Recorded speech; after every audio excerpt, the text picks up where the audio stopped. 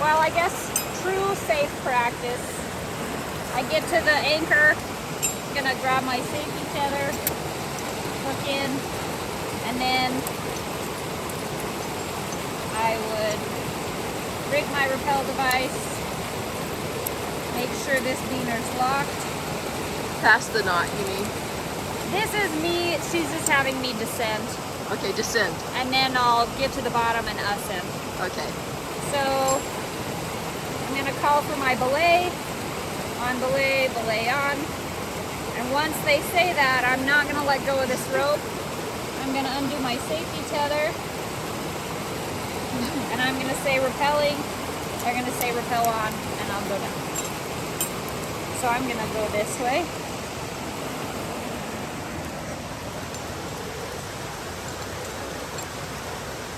So now I'm at the bottom, I'm off rappel.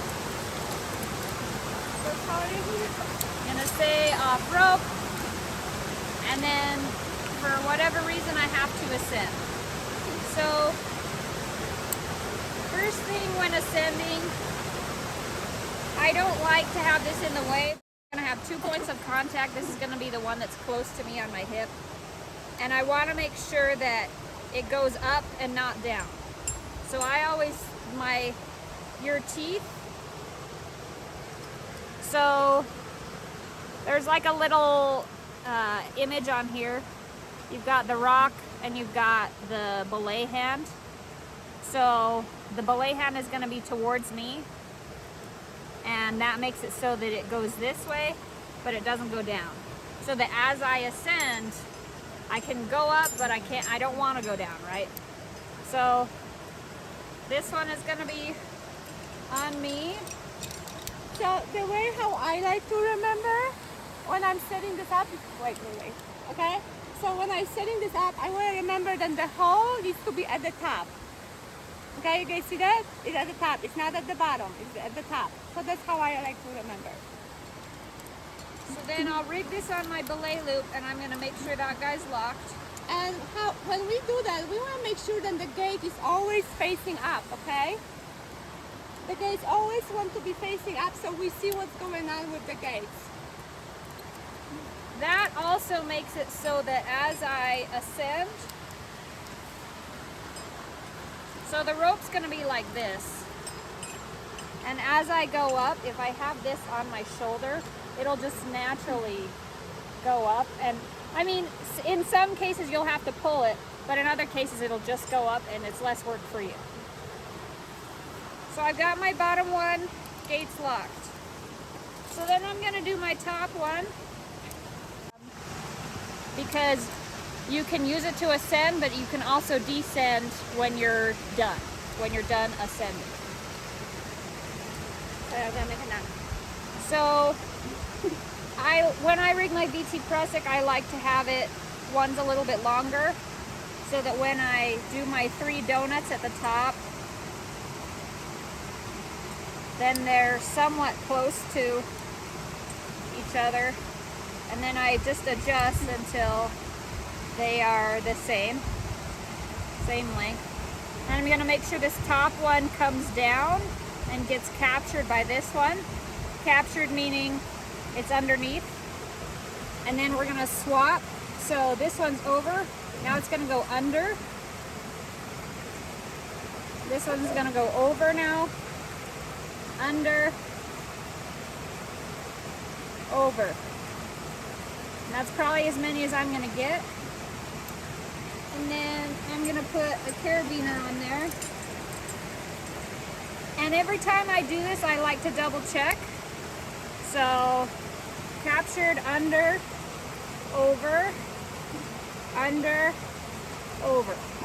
I'm going to lock my beaner, and I'm going to move it so that my working end is towards me, because that's where my foot loop is going to go. Okay, can I just say something? Yeah. So when you guys tie the DP, we have few key points, okay? We are looking for 3 donuts, okay? We are looking for the top one being captured by the lower one, okay? And then when we're looking farther, we want to see them they go the same direction. And then we flip on the back and we want to make sure that they go the same direction. Those are the key points for tying VT. And also, the reason why we're putting the carabiner that way with the working side down, because when you guys gonna be going up, this is also can be used as a handle to pull on it, okay? Okay, thank you. I'm gonna start videotaping. Okay. Okay, so then I'm gonna girth hitch my foot loop into my beaner.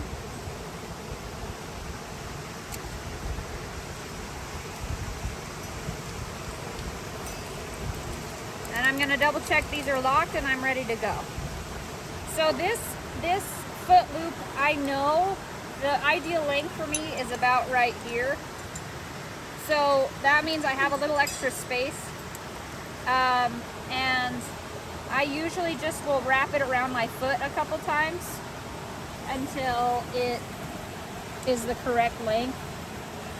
Usually it's about twice, and it kind of takes a little bit of adjustment, but there we're about good.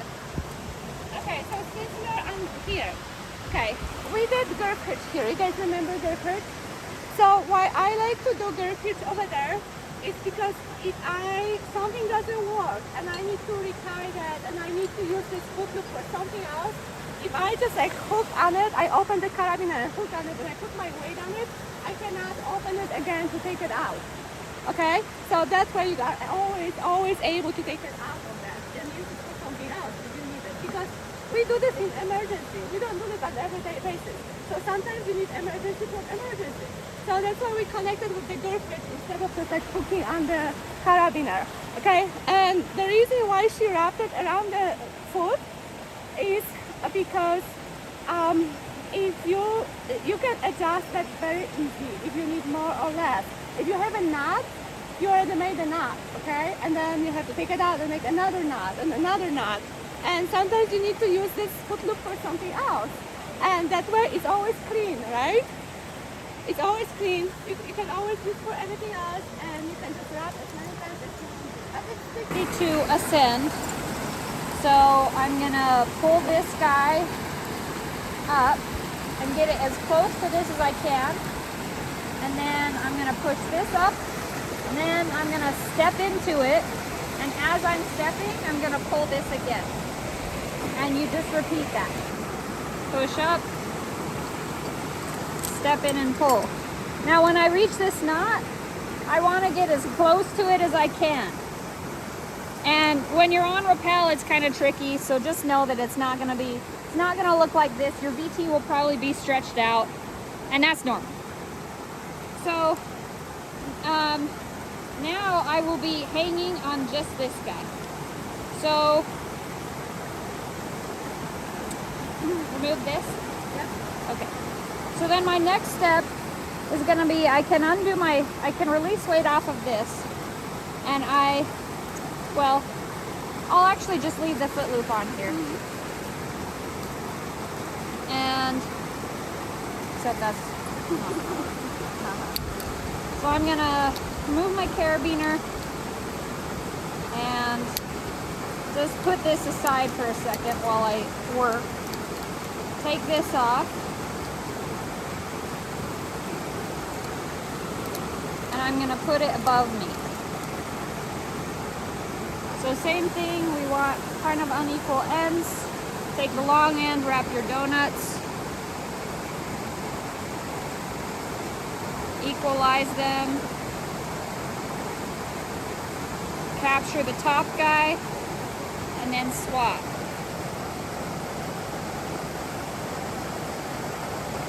And like Kasha said, make sure this guy's here, 3 donuts, same way, same way, same way, same way, same way. Over, under, over, under. So that's the key. If they go the same way on top, that means they are over and under. As long as you capture the fierce one, then everything should be good. I'm gonna lock this guy.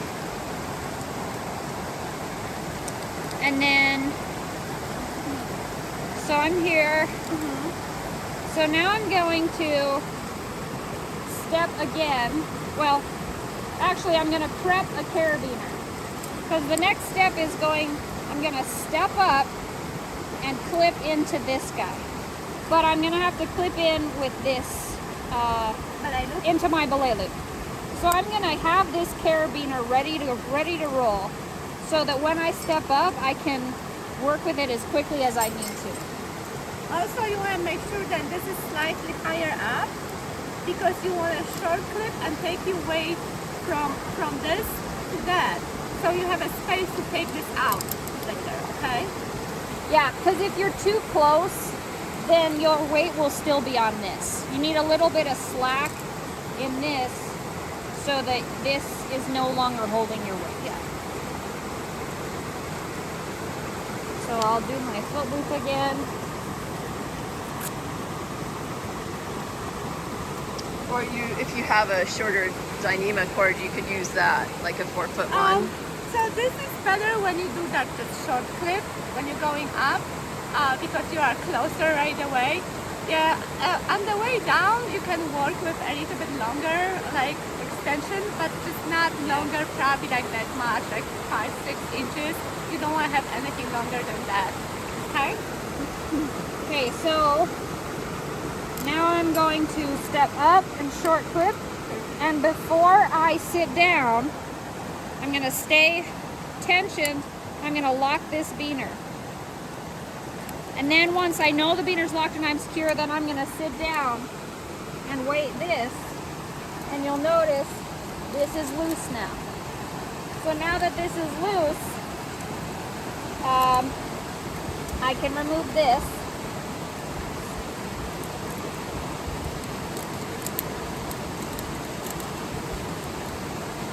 And I'll just put this here. And I can re-rig this above the knot, just like how I had it before. So the hole is up, and I'm going to get the gate and have it towards me. Hook it into here. Make sure this is locked. And then I can cinch this up, remove this guy, or just step in the foot loop again and then release it. Oh yeah, so I'll demo that again. Okay. This is the transition. Yes. So I think I just sit here. You have to hang on this again, put your weight on this, step in, put your weight on this. Oh, and then swap them. Yes. Okay, yes. Okay, so Okay. the transition, so when you're ascending, yeah, do it. Okay. So when you're ascending, this is the setup you're gonna have, okay? And then we come to the point where there's a transition, so where we have to switch from ascending to descending, okay? And to do that, we have to swap this to our repelling device, okay? Because we want to now do it. Okay. We have to now rappel down, right? So when we are here, we're gonna clip short again, like we did before. Okay, so we're gonna take a carabiner and clip short to this device. You want me to do that before I do this? Okay. So we're gonna take a carabiner and we're gonna step in again and we're gonna clip to that device. Okay, so now our weight is hanging on this again, right? And this is loose. And then we're gonna take this off.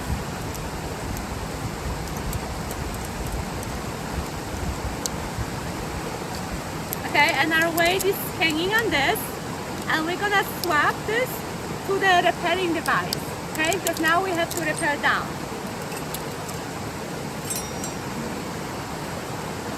So that's gonna be our exercise.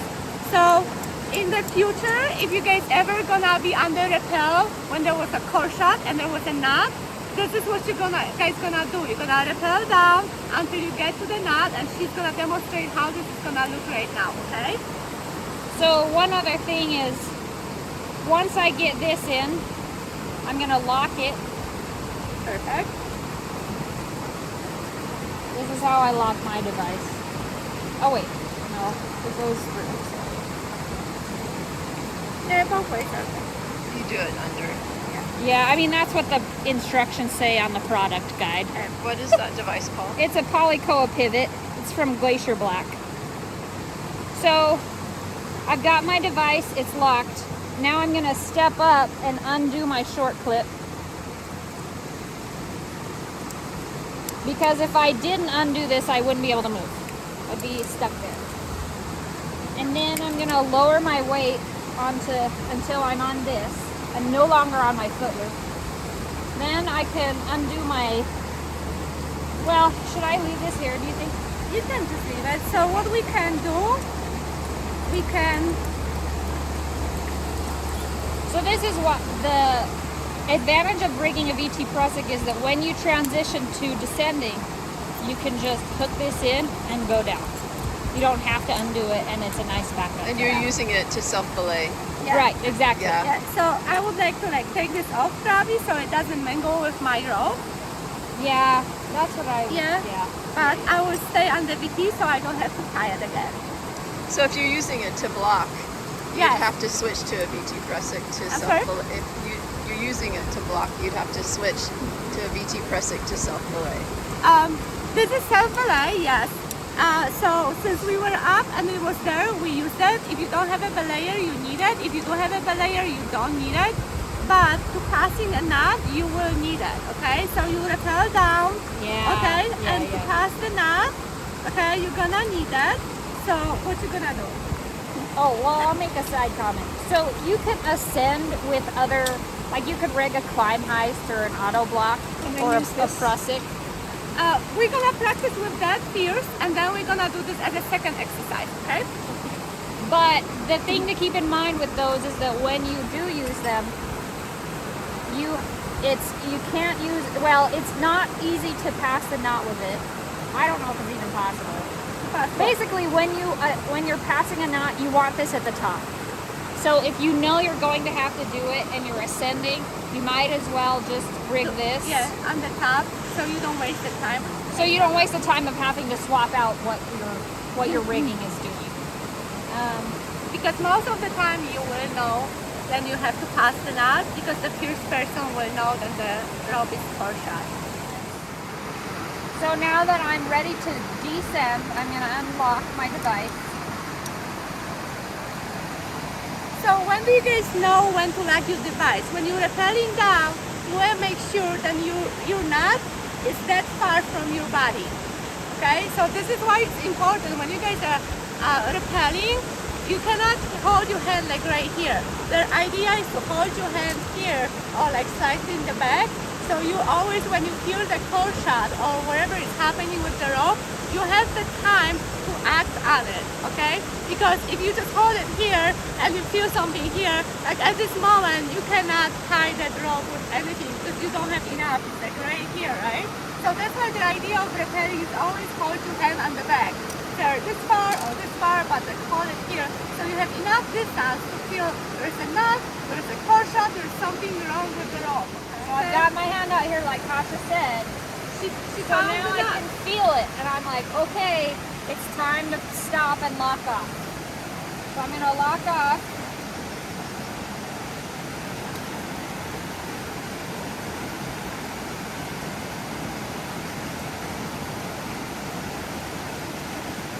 Okay, I'm locked.